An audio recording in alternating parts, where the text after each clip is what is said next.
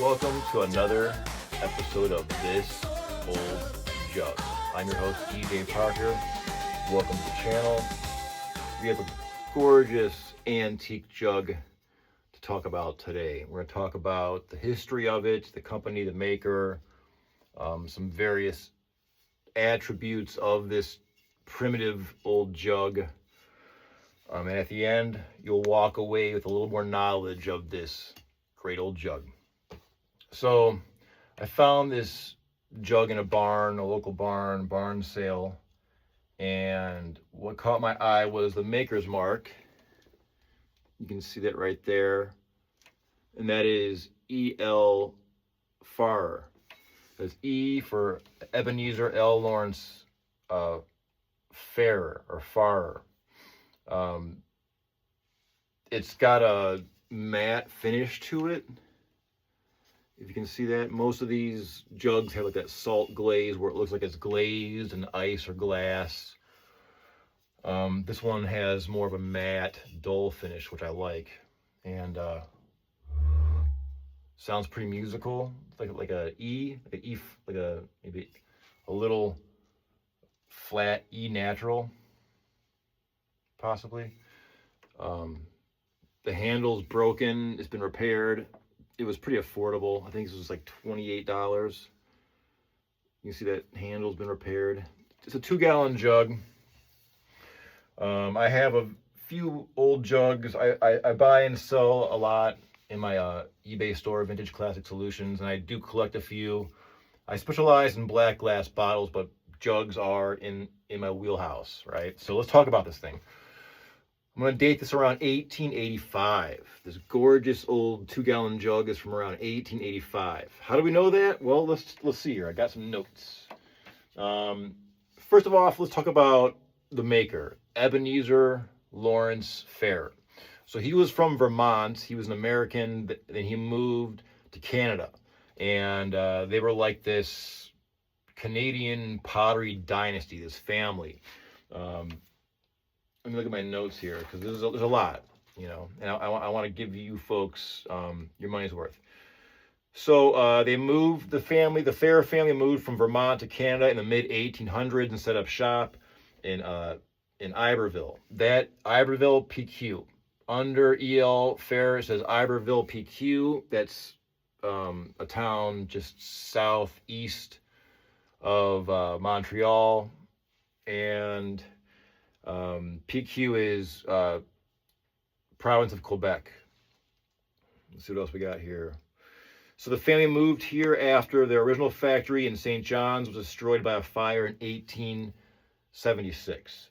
So that helps us date this, right? So this can't be before 1876 because it says Iberville. So I'm guesstimating, due to my research here, that this stamp puts it in production from anywhere from 1880 to 1895. I'm just going to guess 1885 just for good measure. Let's see what else we have here. Oh yes, the size, 2-gallon. It's a family size where it's big enough to be utilitarian and useful, but it's also small enough to be carried by one person. You get a 5-gallon jug is going to get too heavy. So 2 gallons is manageable. Let me talk about a few other things here. So the color, back to the color and the glaze. This kind of lacks that shiny salt glaze. It's more dull. If you can kind of see close up, it looks just kind of like almost like river clay. Kind of coarse orange peel, and the inside there has this dark brown gloss glaze. And the bottom has just some staining, probably, being on wood for, 100 years, a wood shelf or whatever. You see the honest wear.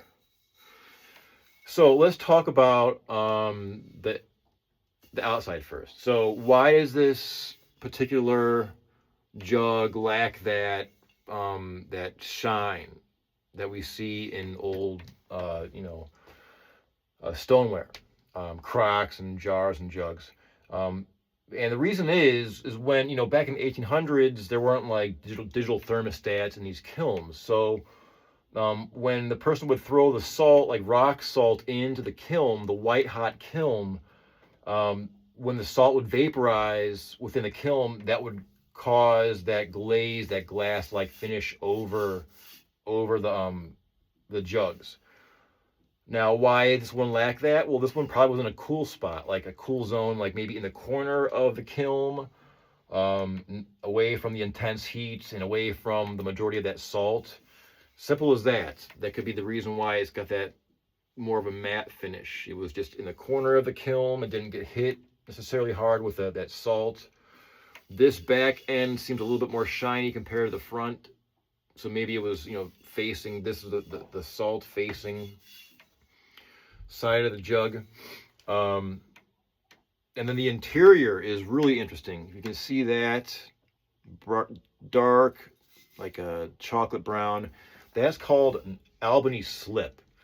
What the hell is an Albany slip? Well, Albany slip is a coating within this jug that pretty much makes it like Tupperware from the 1800s. It makes it sanitary. It seals the porous crevices within the jar so bacteria doesn't grow, right?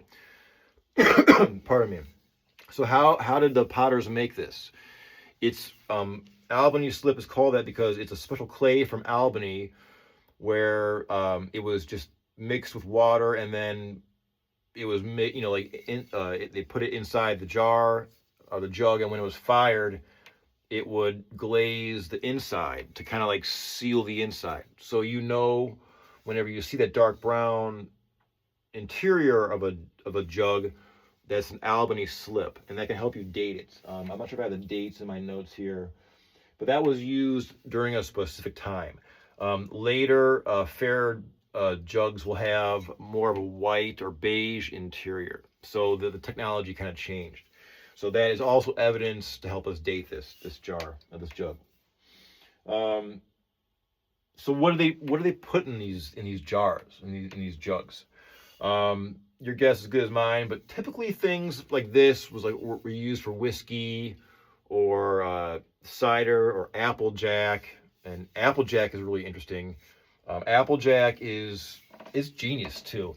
It's like fermented apple cider, and Pioneer and early folk from early days would, in the wintertime, this was made in Canada and like northeast regions of the U.S., like Ohio, PA, Michigan. So they have they'd have a big barrel of fermented apple cider, and they would take it outside, and in the winter, and it would freeze. And they knew that the water freezes first, so they would go out every once in a while and take chunks of ice out. And in doing so, they would make the apple cider like the proof would be higher, like it would be like 80% or whatever, 80 proof applejack. So they could just make the alcohol more intense by removing the frozen chunks of ice. It's pretty genius, you know what I mean? Like using nature to create that. So that could have been used. They could have been used for that. Also, there's just a side note. There's something in here. These are notorious mice traps because a mouse or mice would smell like the remnants of sweet apple cider or whatever. They'd crawl in, and due to the Albany slip being, it is slippery, it's a gloss, much more glossy than the exterior of this awesome jug. The mice couldn't get out, so they become a mummy. I buy and sell jugs, and I've found dead mice before. I'm like, oh, what's that? Like a flower? And it's a dead mouse. That happens, Take it out to the garden, bury it respectfully, and go about your day. So this is also another way to date these is this label here.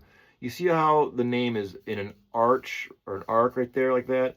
Later ones are just straight. So it'll have like the maker name and the place of origin in two straight lines.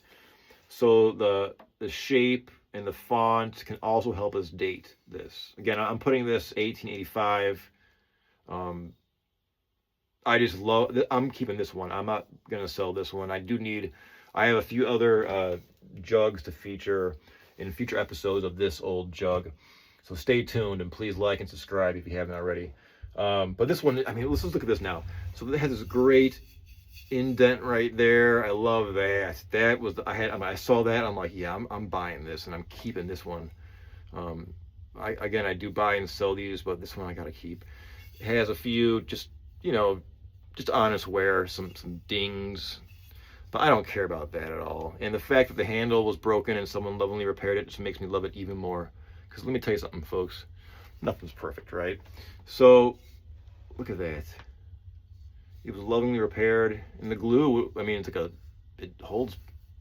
You can pick it up by the handle, even though I don't. You can see just the honest wear. There's a couple dings.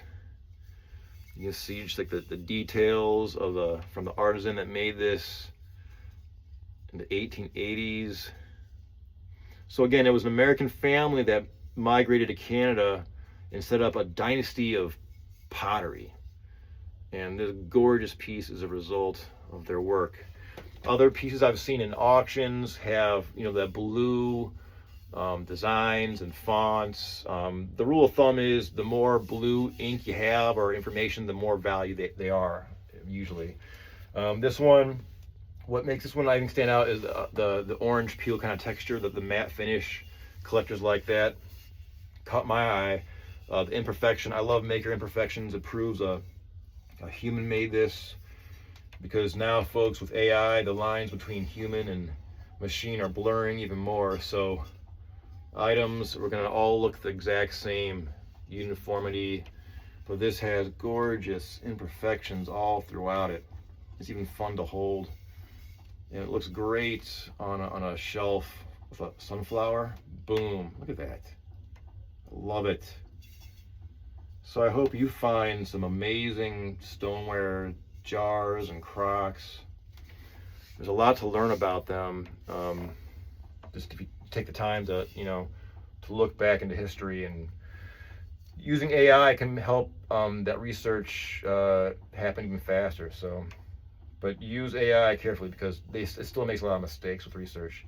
And I could definitely see this side is shinier. So the face must have been facing of the wall of the kiln, and this got hit with the salt, because it is a bit more shiny.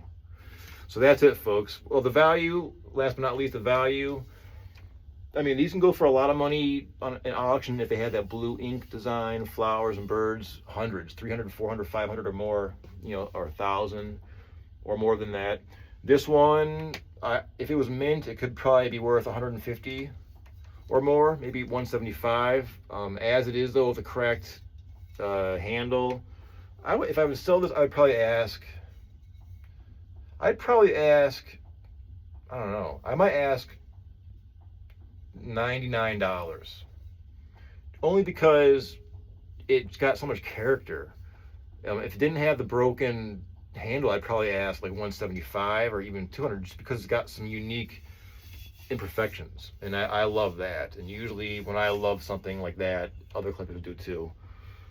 So there you have it, folks. An 1885 2-gallon EL Farrar from Iberville, province of Quebec. This handsome, primitive 2-gallon jug. So hope you learned something and enjoyed this episode of This Old Jug. I'm your host, EJ Parker. See you next time.